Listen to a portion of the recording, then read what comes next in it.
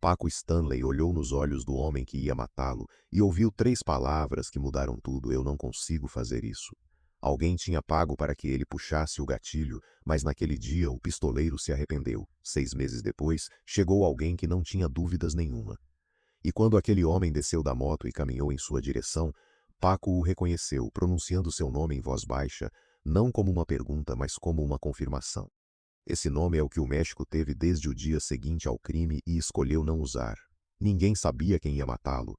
Isso é o que todo mundo dizia. As testemunhas no estacionamento, os amigos no restaurante, os produtores da Televisa, as autoridades no Ministério Público, ninguém sabia. Essa foi a frase repetida por 25 anos toda vez que alguém perguntava. Guarde essa frase, porque até o fim deste vídeo você vai entender que era mentira desde o início. Mas o que aconteceu depois, o arquivo que desapareceu, o número de telefone que ninguém quis rastrear e o perdão de um filho que preferiu não perguntar nada é o segredo que o México vem tentando enterrar há 25 anos. Porque um filho que perdeu o pai aos 14 anos decide seguir em frente sem pedir uma única resposta. Porque Paul Stanley aprendeu que, neste caso, a verdade não é para todo mundo. Hoje você vai descobrir 4 coisas que explicam por que a justiça no México tem nome de guichê de atendimento. A primeira, o que o motorista Jorge Garcia Escandón confessou em 2025, algo que ninguém tinha ousado dizer antes. A segunda, uma ligação de menos de 2 minutos que entrou no celular de Paco 8 minutos antes de sua morte. Foi coincidência ou foi confirmação?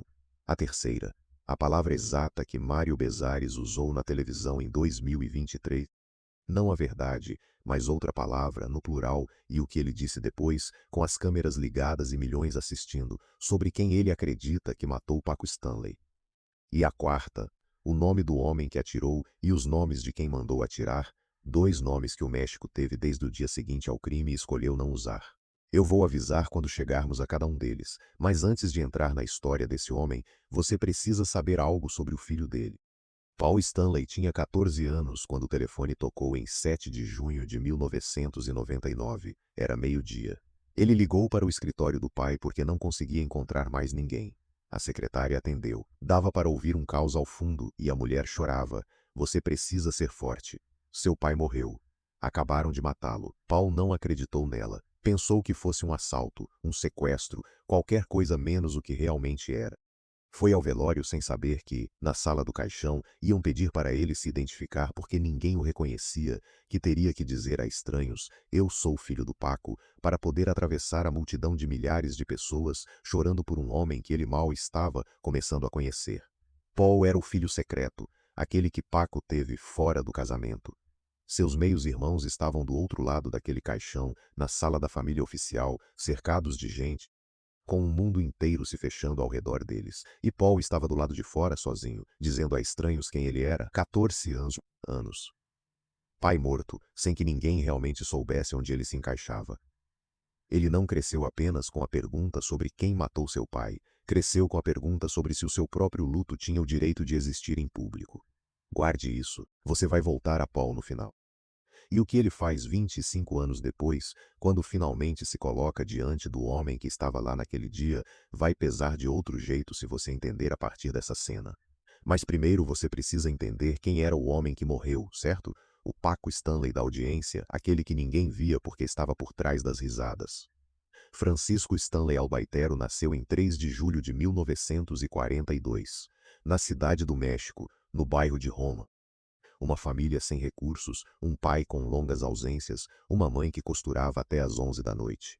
Carmen Albaitero, com os ombros caídos de tantas horas de trabalho, e um menino sentado numa cadeira alta demais para ele que aprendeu algo que não se ensina em nenhum livro, que quando você não tem mais nada para dar e pode dar uma risada, isso também é poder. Aquele menino praticava em voz baixa, com o rádio ao fundo. Imitava os locutores, não para zombar deles, mas para aprender a preencher o espaço com sua voz antes que alguém lhe ensinasse as regras. Quando se cresce com muito pouco, aprende-se a ler as pessoas, a detectar em segundos o que cada uma precisa, a dar a elas algo que não encontram facilmente em outro lugar. No bairro de Roma, isso significava fazer rir quem chegava sobrecarregado do trabalho, tirar o peso dos seus ombros, mesmo que só por 10 minutos, dizer em voz alta o que todo mundo pensava sem que ninguém ousasse, e transformar isso em algo que aliviasse em vez de piorar as coisas. Esse dom exige uma inteligência emocional que não se aprende em livro nenhum. Ou você tem, ou não tem. Paco tinha desde os 10 anos. Seu primeiro amor foram as palavras. Estudou direito na UNAM, depois psicologia, marketing, publicidade. Um homem que nunca terminou de estudar porque nunca parou de querer entender como as pessoas funcionam. Mas antes de existir um diploma, antes de existir um contrato, existiu um rádio e uma voz que aprendeu a funcionar ouvindo os outros antes que alguém lhe ensinasse como fazer isso. Aos 30 anos, chegou à cidade do México com a fome de quem chega sem rede de proteção. E, nos anos 90, aquele dom se tornou o motor de um dos programas mais assistidos da história da televisão mexicana. Mas Paco Stanley não chegou sozinho. No mundo do entretenimento mexicano dos anos 80, ninguém chegava sozinho. Para chegar, era preciso alguém que já tivesse as portas abertas. Paco chegou por essa mão. E no México, quando se deve favores a gente de poder, o preço dessa dívida raramente é pago em dinheiro. É pago de formas que não aparecem em nenhum contrato, entendidas apenas entre quem conhece como esse mundo funciona. Esse detalhe vai voltar porque a mão que abriu as portas para Paco Stanley não era a mão de um produtor de televisão. Em 1994, ele chegou ao horário do meio-dia da Televisa com o Pacatelas, um apresentador simples, disposto a se molhar, com um sorriso genuíno que nenhuma câmera conseguia fingir. Numa televisão cheia de apresentadores perfeitos, com frases ensaiadas, Paco chegava de jeans e se jogava no chão se preciso fosse. O México o amou imediatamente, e esse amor era diferente do que sentiam por outras figuras. Não era admiração à distância, era reconhecimento de perto. As pessoas não o viam como uma estrela, viam-no como o vizinho que alivia a tensão, o primo que anima as refeições. Quando alguém transmite essa sensação na tela, deixa de ser uma figura pública, passa a fazer parte da família. E no México dos anos 90, Paco Stanley fazia parte da família de 4 milhões de lares. E, nesses mesmos anos, sem que nenhum daqueles 4 milhões soubesse, Paco Stanley estava construindo uma relação que custaria sua vida, não com um inimigo, mas com alguém que se apresentava como amigo, como padrinho, e cujo nome, quando você ouvir, vai explicar por que esse crime segue 25 anos sem condenação. Mas primeiro você precisa saber com quem Paco chegou ao lugar onde estava. Ao seu lado, duas pessoas que o México também adotou como suas. Mário Bezares, o eterno cúmplice, mais calmo e ponderado, capaz de transformar paciência em comédia. Onde Paco era o vulcão, Bezares era a correnteza que seguia o vulcão e fazia o caos parecer coreografia. Tinham se conhecido nos anos de rádio, quando ambos buscavam um lugar numa indústria que tem menos espaço do que promete. Tinham passado fome juntos, tanto no sentido literal quanto no figurado. Sem Bezares, o programa de Paco teria sido diferente. Ambos sabiam disso. Um sucesso dessa magnitude faz algo de que nem sempre se fala. Transforma você num imã, não só para câmeras e contratos, mas também para pessoas que precisam que seu rosto apareça na mesma foto, que certas conversas aconteçam em certos lugares, que a porta permaneça aberta sem que ninguém pergunte demais.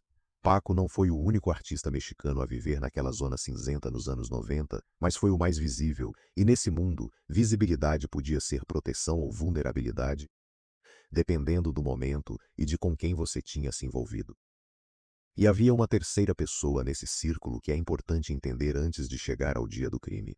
Jorge Garcia Escandon, o motorista, o homem que dirigia para Paco todos os dias, havia mais de 8 anos, o que conhecia suas rotas, seus horários, seus hábitos, o que naquela segunda-feira de junho estava ao volante da Lincoln Navigator preta quando os tiros começaram. Garcia Escandon também foi preso depois do crime.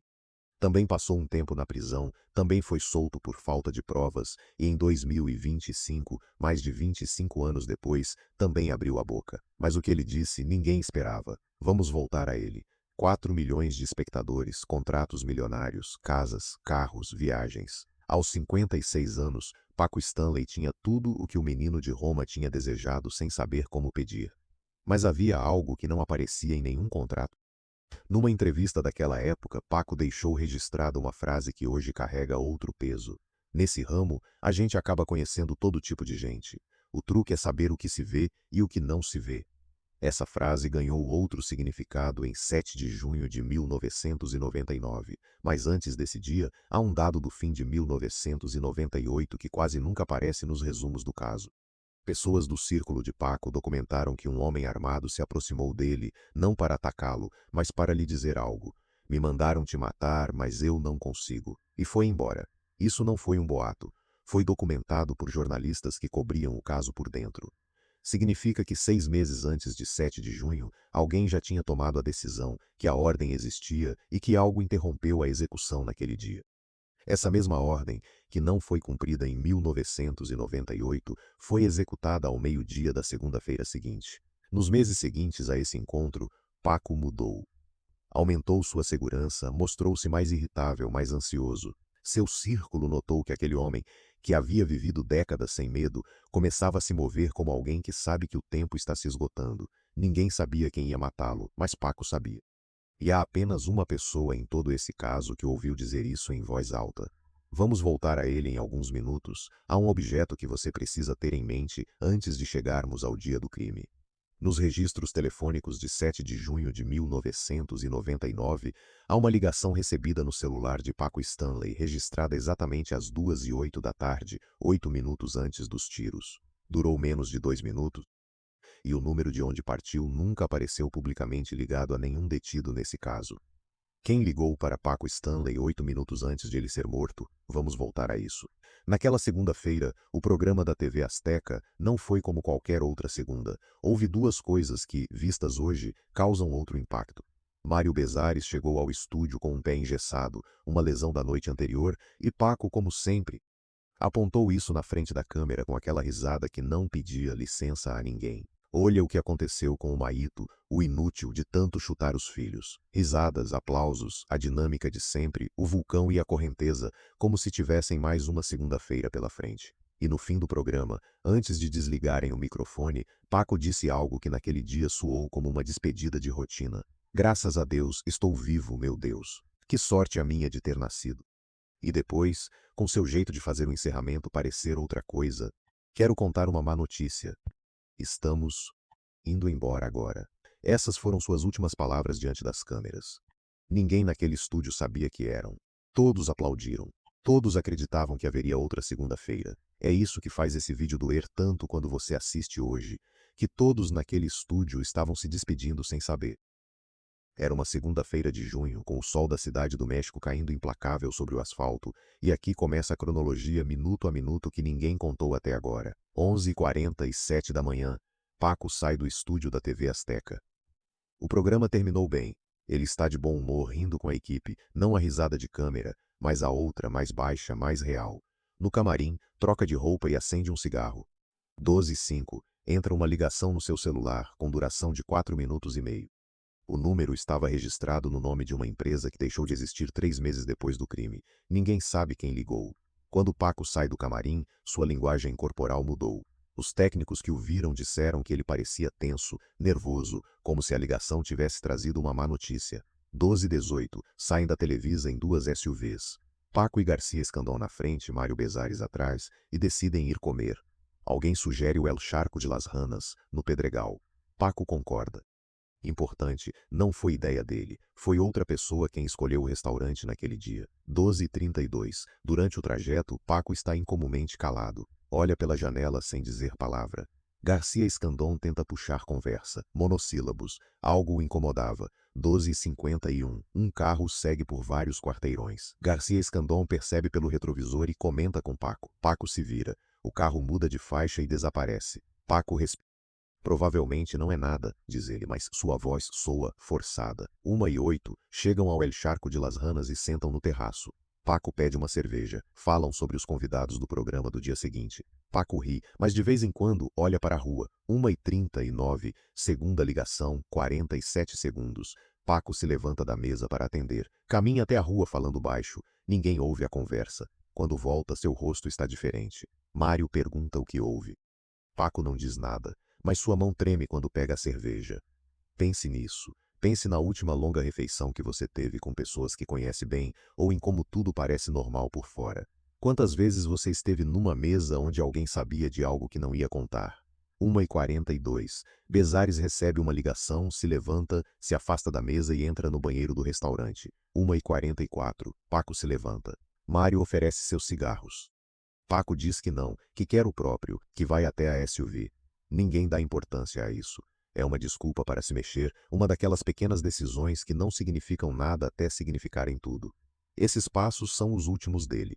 Paco caminha até a Lincoln Navigator, abre a porta e se inclina para dentro. Suas costas ficam expostas à rua.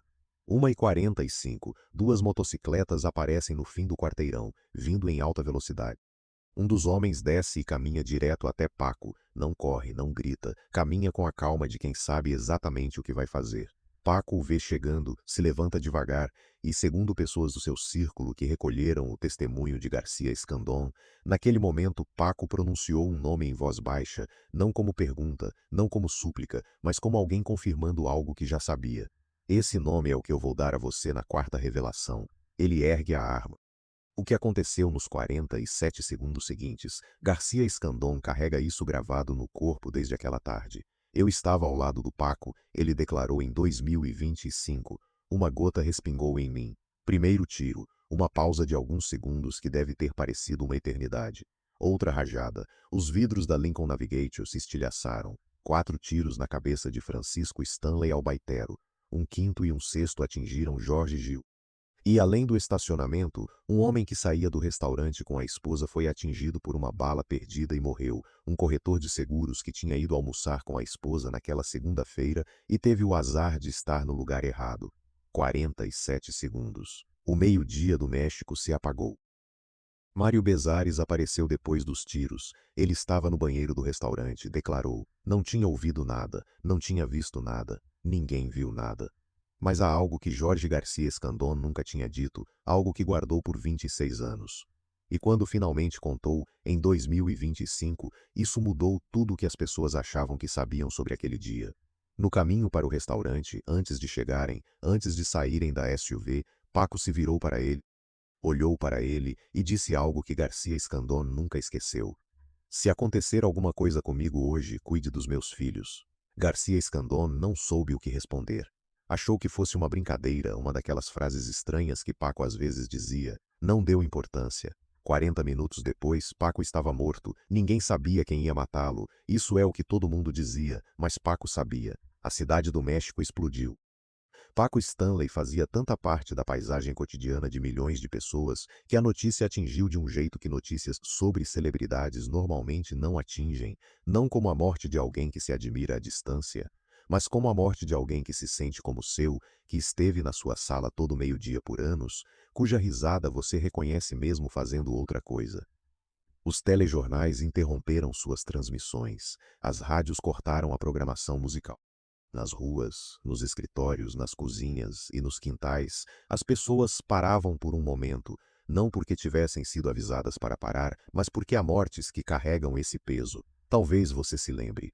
Talvez você estivesse em algum lugar naquela segunda-feira ao meio-dia e a notícia chegou enquanto você fazia algo comum e algo mudou no ar por algumas horas, do jeito que muda quando alguém que você sente próximo morre, mesmo que você nunca tenha falado com ele. Em algum lugar da cidade do México, um menino de 14 anos também ouviu a notícia naquele dia. Ouviu pelo telefone chorando junto com a voz de uma secretária que dizia: "Você precisa ser forte." O governo prometeu uma investigação rápida e transparente. O que veio foi o oposto. As autoridades chegaram ao restaurante horas depois para recolher provas. Quando a perícia chegou, o local já tinha sido pisoteado por dezenas de pessoas. O caos daquelas primeiras horas não foi acidental, foi conveniente.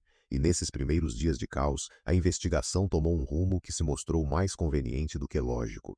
As autoridades aproveitaram o que tinham mais à mão, os rostos familiares do círculo de Paco. Mário Bezares foi preso em 22 de junho, Paola Durante logo depois, e com eles o motorista Jorge Garcia Escandón, um segurança e El Cholo, um homem apontado por uma testemunha de dentro da prisão. Aqui está algo que o México nunca processou bem. Nessa prisão em massa de rostos conhecidos, as autoridades estavam construindo uma narrativa. Precisavam de culpados que o México já conhecesse e os encontraram antes que a investigação tivesse tempo de chegar a algum lugar real. A história de como chegaram a prender Bezares e Paola Durante já basta, por si só, para entender que tipo de investigação estamos falando. As autoridades receberam uma ligação de um homem chamado Luiz Valência.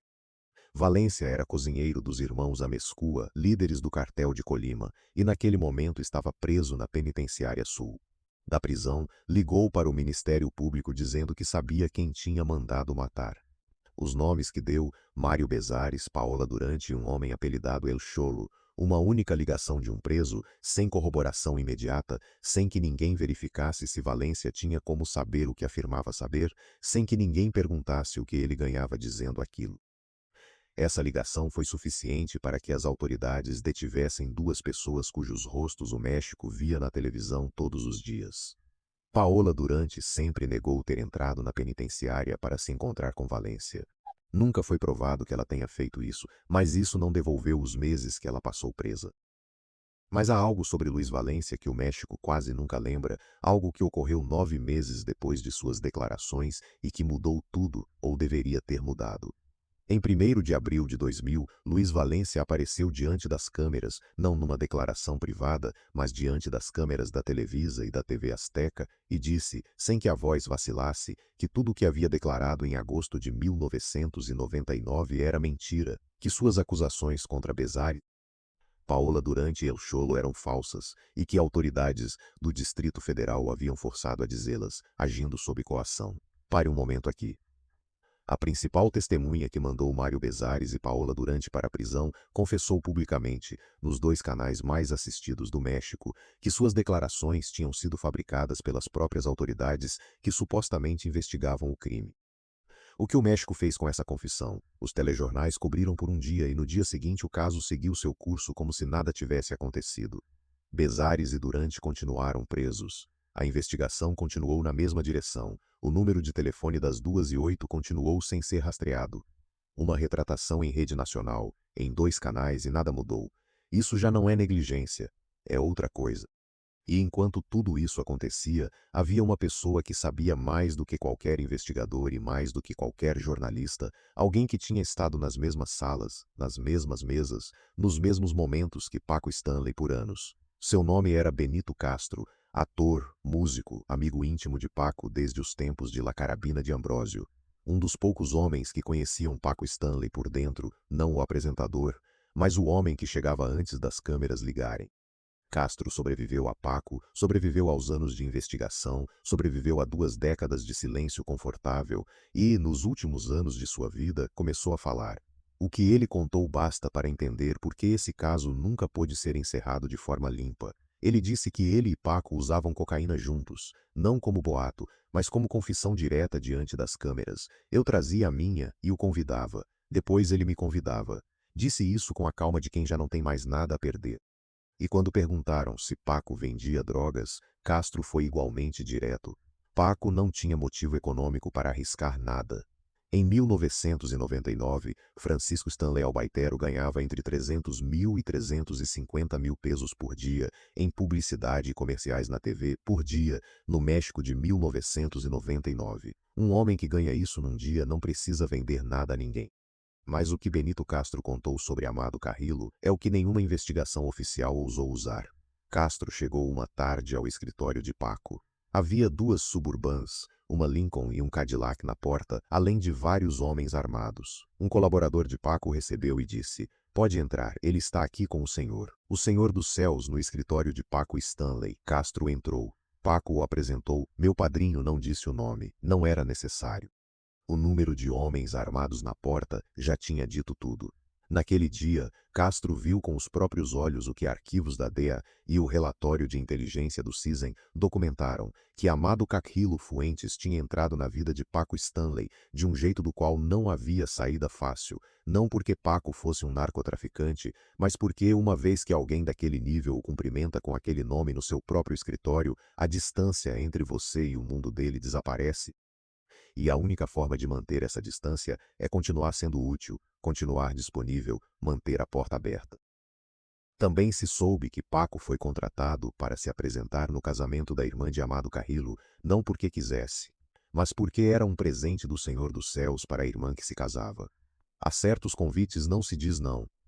E depois de julho de 1997, Quando Amado Carrillo morreu naquela mesa de cirurgia, as pessoas que tinham estado no mundo dele deixaram de ter a mesma proteção. Ainda tinham a mesma informação, mas já não havia mais quem garantisse que essa informação permanecesse segura. Benito Castro sabia de tudo isso, e em 2022, numa declaração que na época passou quase despercebida, disse algo que hoje pesa de outro jeito. A verdade das coisas nunca vai ser conhecida. Quem a diz morre. Com isso, eu digo tudo. Não foi um desabafo, não foi drama de televisão. Foi um homem em seus 70 e poucos anos, que conhecia aquele mundo por dentro, olhando para a câmera e dizendo a quem quisesse ouvir que há verdades que têm consequências físicas. Benito Castro morreu no fim de 2023, meses depois de dizer aquilo. Ninguém fez a conexão. A imprensa cobriu sua morte pelo que parecia ser. Um ator idoso, uma longa carreira, uma despedida do entretenimento mexicano. Ninguém perguntou em voz alta se o homem que tinha dito, quem a diz, morre, também tinha morrido perto demais de tê-la dito. Talvez fosse coincidência, talvez fosse a velhice e o que ela traz. Mas há algo que não é coincidência, que o homem que mais sabia sobre a relação entre Paco Stanley e Amado Carrillo já não está aqui para responder perguntas. E enquanto toda aquela máquina judicial girava em torno de rostos conhecidos, o número de telefone das 2h08 da tarde de 7 de junho de 1999 continuava parado nos registros telefônicos, sem que ninguém o tocasse, sem que ninguém perguntasse a quem pertencia. Mas há algo que também precisa ser contado, algo sobre a relação entre Paco e a família de Bezares, que a narrativa oficial sempre deixou de fora por ser incômodo para todas as partes. Paco Stanley tinha o hábito de usar pessoas próximas como material de comédia. Fazia parte do programa. Bezares aguentava porque era o parceiro, porque esse era o trato, porque a dinâmica funcionava. Mas há uma coisa que Paco fez que cruzou uma linha que nenhum contrato de televisão cobre. Um dia, ao vivo, diante da câmera, com a esposa de Bezares e o filho pequeno do casal no estúdio para celebrar o aniversário de Mário, Paco apontou para a criança e disse em rede nacional: "Esse aí é meu filho." E depois perguntou, olhando para a câmera: "Reparem com sinceridade, vejam com quem ele se parece." A plateia no estúdio riu. Era o tipo de piada que Paco fazia. Mas essa piada não terminou quando o sinal foi cortado. Continuou circulando, continuou fazendo parte das conversas, e quando Paco foi assassinado e a investigação buscou motivos, essa piada e o boato que a acompanhou por anos sobre a paternidade do filho mais novo de Bezares se tornaram um dos elementos usados pela imprensa e pela opinião pública para construir uma narrativa de vingança. A família Bezares fez um teste de DNA para encerrar o assunto. A criança é filha de Mário, mas o estrago já estava feito. Brenda Bezares falou sobre isso anos depois, com uma clareza reveladora, que antes do crime ela não gostava de Paco Stanley, que sentia que ele tomava o tempo do marido, que Mário nunca terminava de trabalhar porque Paco nunca terminava, que o consumo de álcool de Mário piorou durante aqueles anos de sucesso, que viviam com a tensão de quem sabia que a vida do marido e a vida daquele programa eram inseparáveis, de um jeito que ela nunca tinha escolhido. Quando Mário foi preso, Brenda não duvidou de sua inocência por um único instante, não porque fosse ingênua, mas porque conhecia aquele homem melhor do que qualquer promotor.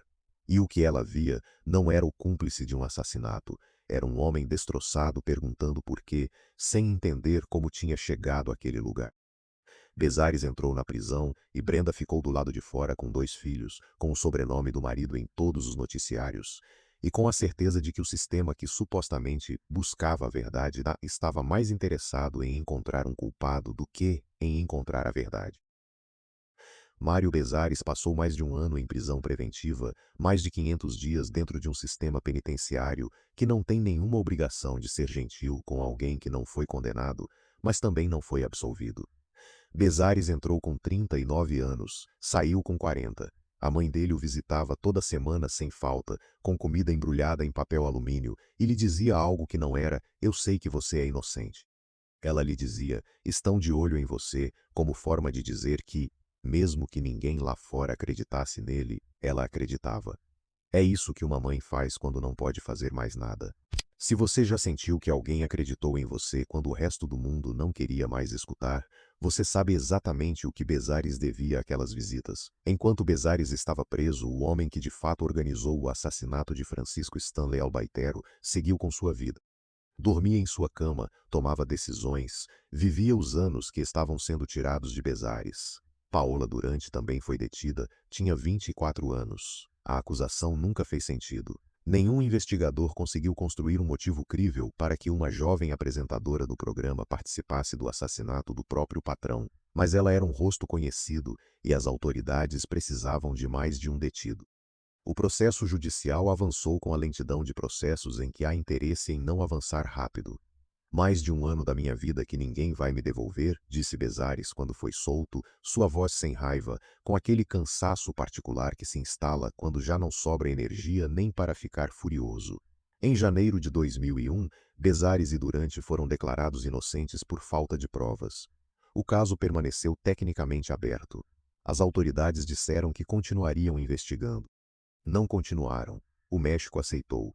A mídia virou a página e Bezares, com o sobrenome transformado em sinônimo de dúvida, começou o longo e humilhante processo de reconstruir o que restava. Não foi fácil, nunca é, quando um estrago dessa magnitude já foi feito. Há uma sombra que não vai embora, mesmo que um tribunal diga que você é inocente. Porque a palavra inocente de um juiz nem sempre apaga mais de um ano de manchetes, nem sempre apaga a dúvida. E no México, onde as pessoas já viram culpados saírem livres tantas vezes por razões que nada têm a ver com justiça, um inocente de juiz é recebido com reserva. Bezares tentou voltar a trabalhar na televisão. Os programas que conseguiu eram pequenos, às vezes indesejados, em produções onde seu nome ainda era um gancho de curiosidade mórbida, mas já não uma celebração. Toda vez que reaparecia na tela, a pergunta voltava com ele, não como acusação formal, mas como uma sombra permanente. Em toda entrevista que dava nos anos seguintes, sempre lhe perguntavam a mesma coisa, e ele sempre dava a mesma resposta cuidadosa, que não sabia de nada, que não tinha visto nada, que tinha sido vítima do sistema. Mas em 2023, Bezares compartilhou algo que não tinha dito antes, algo sobre Jorge Gil, sobre o que aconteceu naquela relação entre os primeiros depoimentos e os que vieram depois. Bezares revelou que seus primeiros 4 depoimentos junto com Jorge Gil correram bem, sem contradições sérias, sem nada apontando numa nova direção. Mas, a partir do 5º depoimento, algo mudou. O próprio Ministério Público o avisou para não ir ao hospital visitar Jorge Gil, porque poderia haver pessoas ali que os machucariam. Bezares não foi, e alguém, segundo ele, aproveitou essa ausência para envenenar a relação, dizendo a Gil: "O Mário não veio te ver, que absurdo." Bezares acredita que aquilo foi uma guerra psicológica deliberada, que alguém precisava que Jorge Gil acreditasse que o amigo o tinha abandonado no hospital, que alguém precisava criar uma ruptura entre as duas principais testemunhas para que suas versões não coincidissem. Bezares e Gil nunca mais se falaram, nunca mais se viram. E quando Jorge Gil reapareceu publicamente em 2025 com sua versão dos tiros, Bezares já tinha passado 25 anos sendo o vilão na história de alguém que, segundo ele, nunca lhe deu a chance de explicar por que não tinha ido ao hospital naquele dia. Quem precisava que aqueles dois homens não se entendessem? Essa pergunta também não tem resposta pública. Talvez você também saiba, na sua própria escala, o que é carregar algo que você não fez, o que é saber que certas pessoas nunca vão acreditar totalmente em você, não porque tenham provas contra você, mas porque a dúvida já se instalou. Isso pesa por anos, por décadas, sem que o tempo rouba completamente. Legalmente inocente, socialmente suspeito. Por quase 2 décadas, ele viveu nesse espaço incômodo, envelhecendo com o peso de algo que oficialmente não mandou fazer, mas que também nunca terminou de contar de um jeito que apagasse a dúvida por completo. E enquanto isso acontecia, em algum lugar do México, um menino, agora com 16 anos, tentava processar que o pai que nunca chegou a conhecer plenamente tinha sido assassinado, que as pessoas que estiveram próximas dele estavam presas e que o sobrenome que carregava aparecia todos os dias no noticiário ligado às palavras mais feias da língua espanhola. Paul Stanley não falou publicamente sobre o caso naqueles anos. Tinha pouco demais para processar demais. E, enquanto isso acontecia, o motorista Jorge Garcia Escandon também tentava esquecer ou também carregava algo que não tinha pedido. 26 anos depois do crime, Garcia Escandon quebrou o silêncio para falar sobre Jorge Gil, o jornalista que tinha reaparecido publicamente descrevendo os detalhes do ataque com uma precisão que Garcia Escandon achou perturbadora. Não me parece justo que ele narre de novo as coisas que aconteceram dentro da SUV, declarou. Nós dois estivemos a ponto de morrer. Eu estava do lado do Paco. Uma gotinha respingou em mim, assim como ele diz que respingou nele. E depois disse algo que ficou na cabeça de todo mundo que ouviu. Acho que talvez ele tenha tido tempo de ver quem atirou, se com todos os tiros ele teve tempo de fazer tantas coisas. Pare um momento nisso. Jorge Gil declarou publicamente que contou os tiros um a um, à medida que aconteciam. 1, 2, 3, 4 na cabeça do Paco, depois 5 e 6 nele mesmo. Com essa precisão, com essa clareza, com o teto da Lince Navigator manchado de sangue enquanto ele contava, e em 26 anos nunca identificou o atirador. Culpa, os tribunais disseram que não. Então o que explica esse nível de detalhe ao lado dessa amnésia seletiva sobre o rosto do homem que atirou? Essa pergunta ainda não tem resposta. E o culpado? Atenção. Aqui vem a primeira das 4 coisas que prometi a você, o que Garcia Escandon confessou em 2025. Você já viu a frase de Paco no caminho para o restaurante? Se acontecer alguma coisa comigo hoje, cuide dos meus filhos. E sua acusação direta contra Jorge Gil, que contou os tiros um a um, mas em 26 anos nunca identificou o atirador. Essa é a revelação 1, um homem que estava a 30 centímetros do crime e que carrega isso respingado no corpo desde aquele dia, dizendo ao México em 2025 que o único sobrevivente com nome e sobrenome conseguiu ver o assassino e escolheu não dizer. Mas há algo que conecta esse depoimento com tudo o que veio depois, algo que a investigação oficial também não quis tocar. Aqui vem a segunda das 4 coisas que prometi, a ligação das 2 e 8. Essa ligação não é um mistério sem solução, é uma confirmação, uma chamada recebida de menos de 2 minutos, bem antes de um comando armado saber exatamente de que ângulo a Lincoln Navigator ia sair. Isso não é coincidência de horário, é coordenação. Alguém que conhecia os movimentos de Paco, seu restaurante, sua mesa, seu horário de saída, ligou para confirmar que o alvo estava onde precisava estar. Os celulares em 1999 tinham registro. Rastrear um número com uma ordem judicial levava horas. Havia tecnologia, havia tempo, e esse número existia nos registros desde o primeiro dia. Não foi rastreado, não porque não pudesse ser, mas porque alguém não quis saber aonde levava. Ninguém sabia quem ia matá-lo, mas alguém se certificou de que nunca soubéssemos. Para entender a quem esse silêncio protegia, é preciso saber o que encontraram quando vasculharam os arquivos, o dossiê.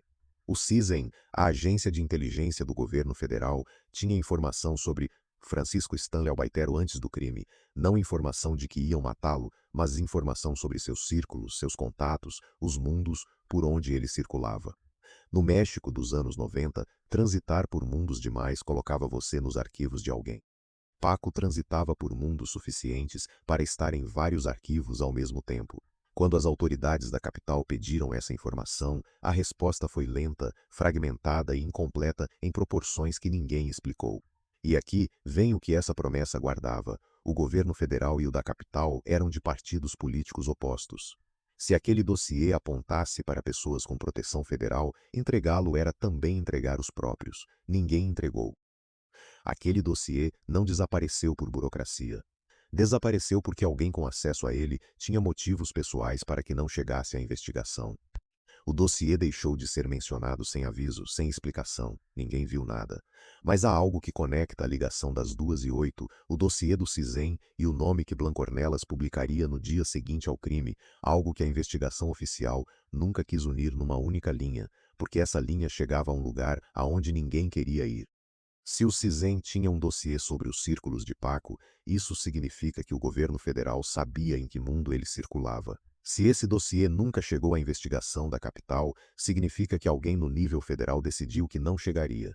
E se a ligação das 2 e 8 veio de alguém com acesso aos movimentos de Paco, alguém que conhecia o restaurante, a mesa, o horário de saída, a cadeia de informação que tornou esse crime possível teve que passar por pessoas próximas, muito.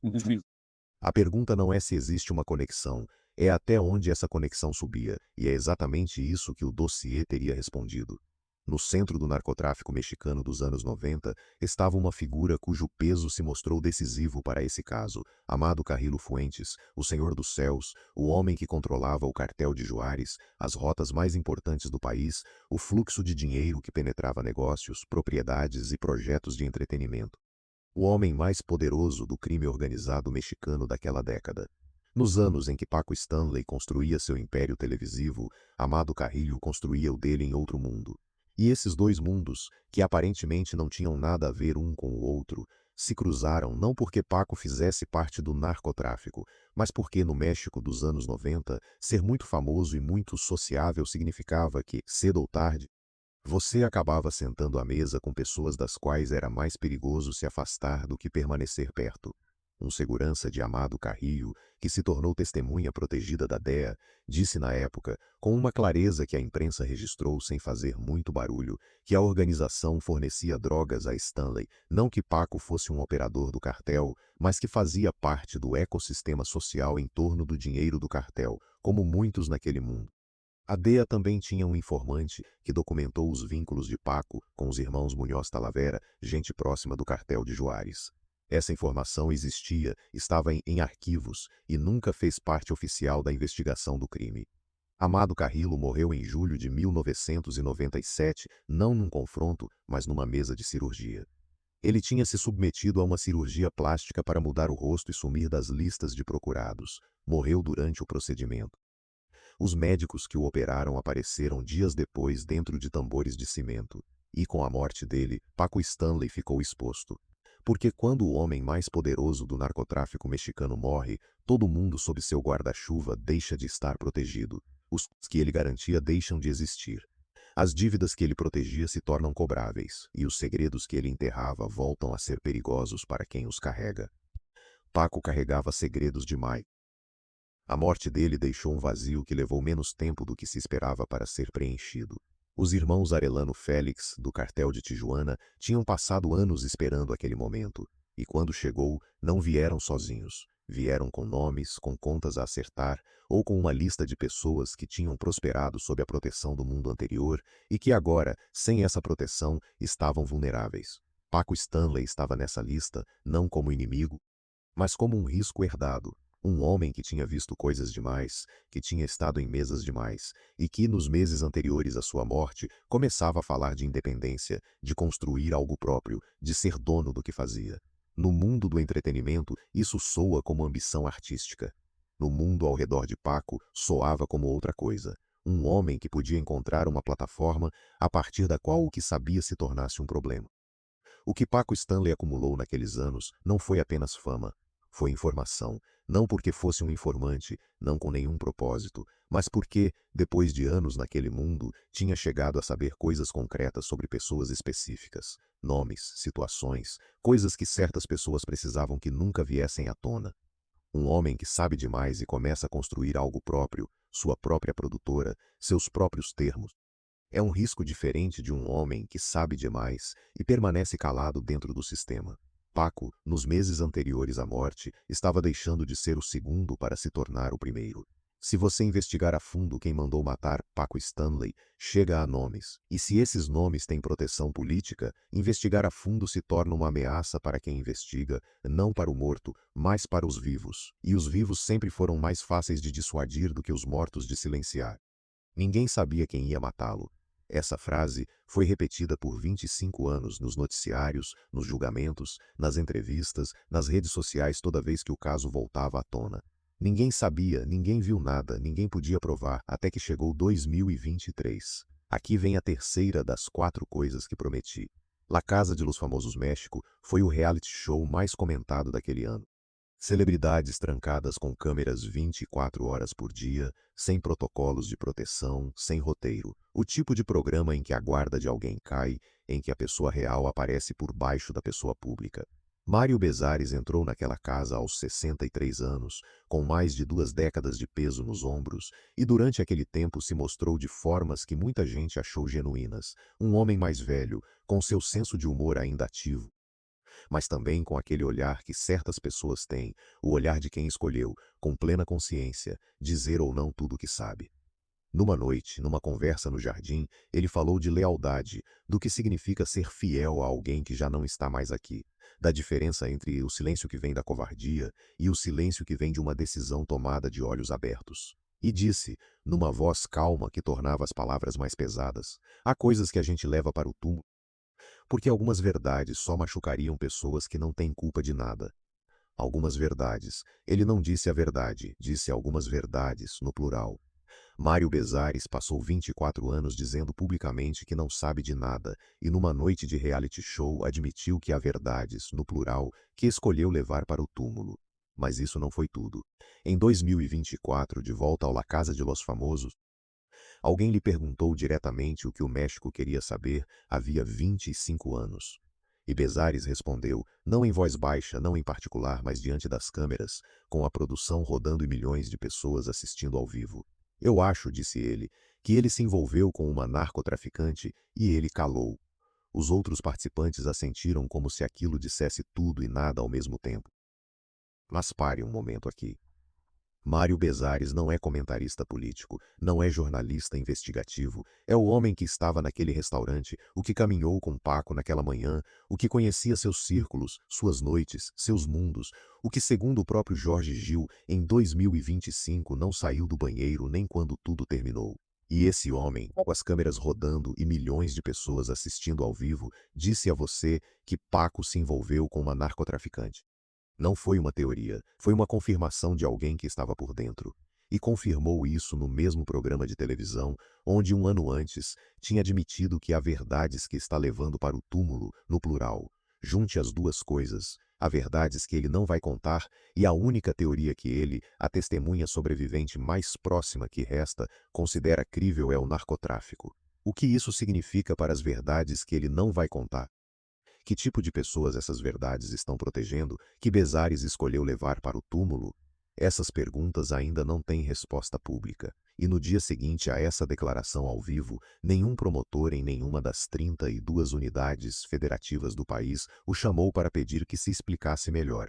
Lembre-se da ligação das 2h08. Lembre-se do dossiê que desapareceu. Lembre-se do motorista que diz que Jorge Gil teve tempo de ver o atirador. Soma a isso a única testemunha viva do círculo íntimo confirmando na televisão que a resposta está no narcotráfico. Que quadro fica para você? Um que grita pedindo a quarta coisa que prometi. E aqui chegam os dois nomes que o México teve desde o dia seguinte ao crime e escolheu não usar. O primeiro, Luiz Alberto Salazar Vega, conhecido como El Bolas, chefe de pistoleiros do cartel de Tijuana, o braço armado dos irmãos Arellano Félix, o homem que, segundo o jornalismo investigativo mais documentado sobre esse caso, foi enviado à Cidade do México com uma única instrução. E aqui vem algo que quase ninguém juntou num único vídeo. Lembra do homem que 6 meses antes se aproximou de Paco e disse: "Me mandaram te matar, mas eu não consigo"? As investigações jornalísticas mais documentadas do caso apontam que esse homem e El Bolas fazem parte da mesma estrutura. A ordem que não foi executada em 1998 veio do mesmo mundo que a ordem que foi executada em 1999. O pistoleiro que hesitou e o pistoleiro que não hesitou trabalhavam para a mesma organização. Paco conhecia aquele nome, tinha ouvido 6 meses antes, e quando viu aquele homem descer da moto naquele meio-dia diante do El Charco de Las Ranas, não foi surpresa, foi confirmação. No dia seguinte ao assassinato de Paco Stanley, em 8 de junho de 1999, o jornalista Jesus Blancornelas publicou o nome do assassino em sua coluna no semanário Zeta. Para entender o peso disso, é preciso saber quem era Blancornelas. Não era colunista de fofoca de celebridades, não era alguém que especulava. Blancornelas foi o homem que fundou o Zeta em Tijuana, o semanário que por décadas publicou a investigação mais sustentada sobre os irmãos Arellano Félix, quando nenhum outro veículo no México ousava fazê-lo, o homem que, em novembro de 1997, menos de 2 anos antes do crime de Paco Stanley, sobreviveu a um atentado em que seu comboio foi interceptado, seus seguranças morreram e ele ficou numa cadeira de rodas com 4 balas no corpo. Um homem que já tinha pago o preço pessoal de contar verdades que traficantes preferiam silenciadas. E esse homem, no dia seguinte ao assassinato, publicou: Luiz Alberto El Bolas Salazar atirou e matou Paco Stanley. Não como hipótese, não como poderia ter sido, mas como uma afirmação direta de alguém com fontes dentro do mundo que cobriu a vida inteira, alguém que sabia exatamente quando podia afirmar algo e quando não podia. As autoridades da capital leram aquela coluna. Tijuana fica no México. O Zeta chegava a todas as bancas de jornal, e as autoridades da capital seguiram noutra direção. O segundo nome é o de quem mandou Eubolas, os irmãos Arelano Félix, os novos donos do território que Amado Carrillo tinha deixado, os que precisavam de um homem que sabia demais sobre o mundo anterior para deixar de ser um risco antes de encontrar uma plataforma própria a partir da qual pudesse falar.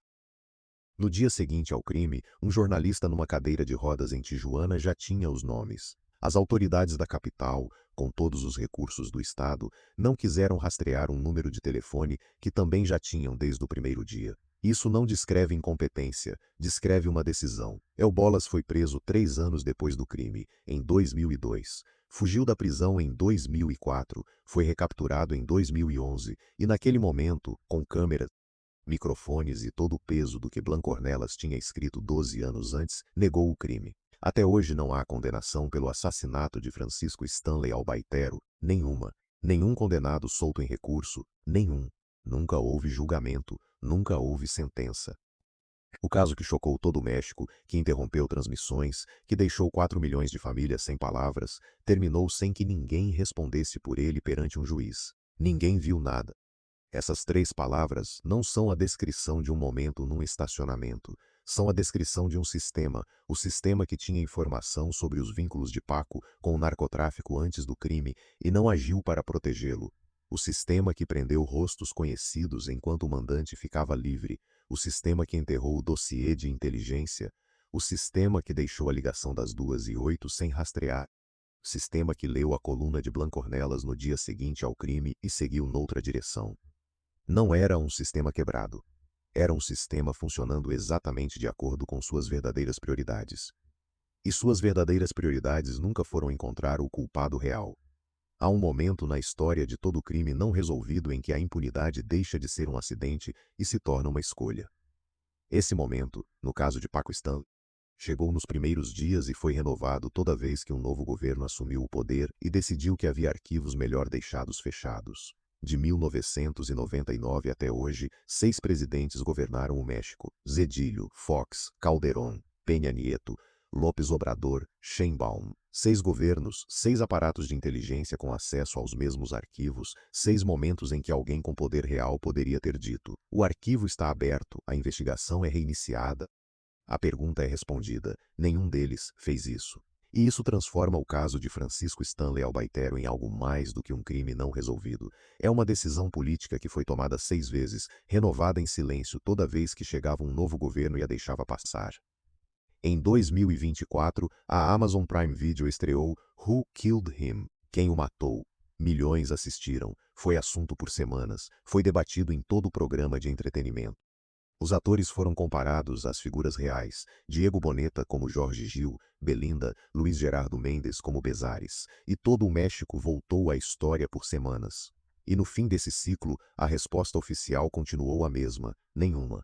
O crime mais documentado do entretenimento mexicano moderno foi convertido em conteúdo de streaming, consumido por milhões, gerando dezenas de milhões de pesos de receita para uma plataforma internacional. E voltou ao seu lugar de sempre. Uma história que pode ser contada, que pode ser dramatizada, que pode ser vendida, mas que não pode ser resolvida. E então Paul Stanley entrou no La Casa de los Famosos. Mas antes, você precisa saber como Bezares chegou lá, porque esse caminho faz parte da história. Mário Bezares participou do La Casa de los Famosos México em 2024 e venceu.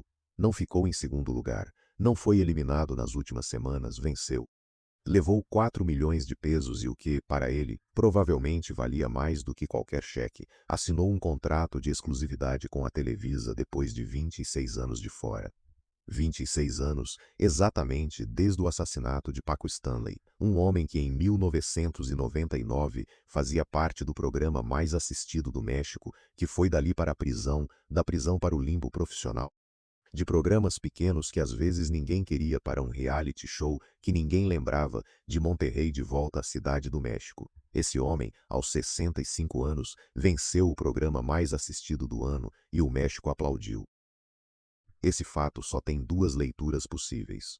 A primeira, que o México, 25 anos depois do crime, decidiu que Bezares tinha pagado o suficiente por algo que nunca se provou que fez, dando-lhe uma segunda chance porque é assim que a memória coletiva funciona quando passa tempo suficiente. A segunda, que o México nunca realmente processou o que aconteceu em 1999, que aplaudiu Bezares não porque o absolveu, mas porque o transformou em entretenimento, que a mesma lógica que transformou o crime numa série de streaming também transformou o principal suspeito no vencedor de um reality show. A Amazon Prime Video estreou Who Killed Him em maio de 2024. Bezares e sua esposa Brenda entraram com um processo legal contra a produtora, alegando que a série violava seu direito à vida privada e constituía dano moral à sua imagem e à de sua família, e que as representações não se ajustavam à realidade histórica.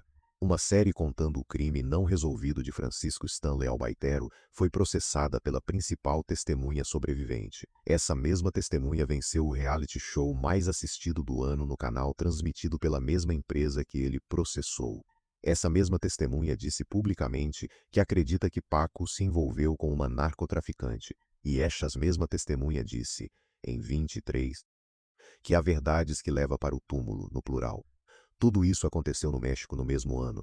Tudo isso aconteceu enquanto não havia condenação, nem processo aberto, nem Ministério Público revisando o caso. Paul Stanley tinha 49 anos. Tinha passado 35 anos vivendo com a pergunta sem resposta. 35 anos desde aquela ligação, desde aquela secretária chorando, desde aquele velório onde teve que dizer o próprio nome para poderem deixá-lo passar. E ele escolheu fazer algo que ninguém esperava.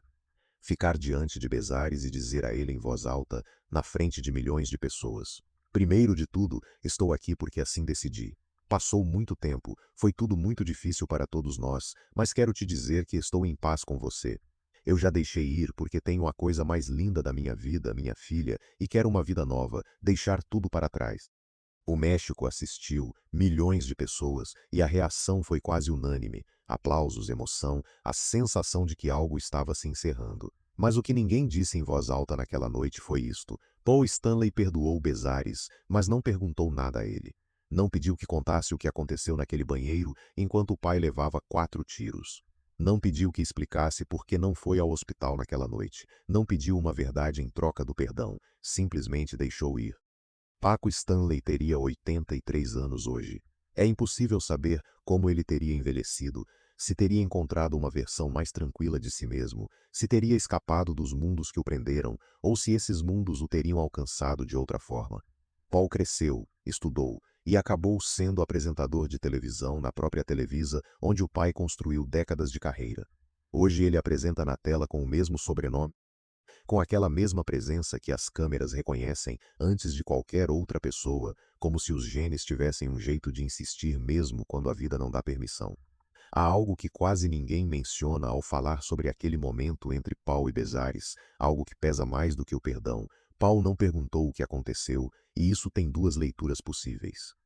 A primeira, que Paul encontrou paz de verdade, ou que escolheu deixar ir porque carregar aquela pergunta por 35 anos pesa demais, que ele tem uma filha, uma vida nova, e escolheu isso acima de tudo.